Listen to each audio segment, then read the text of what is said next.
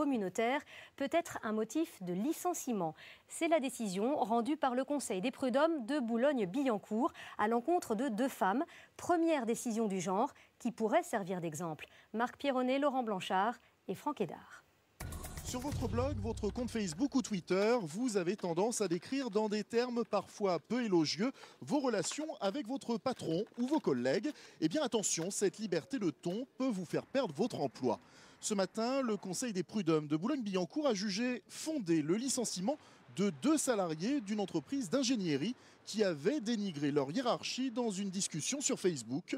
Cette décision est une première. Leur avocat a fait appel. Pour l'instant, ça veut dire effectivement que tous les utilisateurs de Facebook peuvent désormais être licenciés pour des propos aussi minimes soient-ils qu'ils y tiennent. Donc méfiance pour tous les salariés qui ont l'outrecuidance de communiquer avec d'autres collègues à eux sur Facebook. Avec le succès des réseaux sociaux, près de 20 millions d'abonnés en France, ce genre d'affaires se multiplie.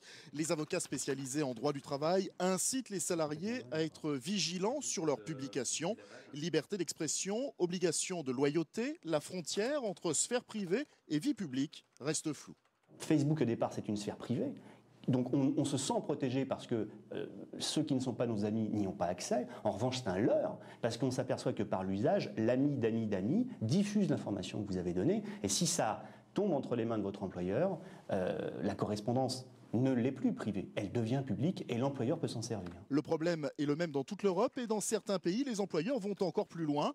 En Suisse, l'an dernier, une internaute a été licenciée après s'être connectée de chez elle à un réseau social alors qu'elle était en congé maladie à cause d'une migraine l'empêchant de travailler sur écran. Et vous, qu'en pensez ?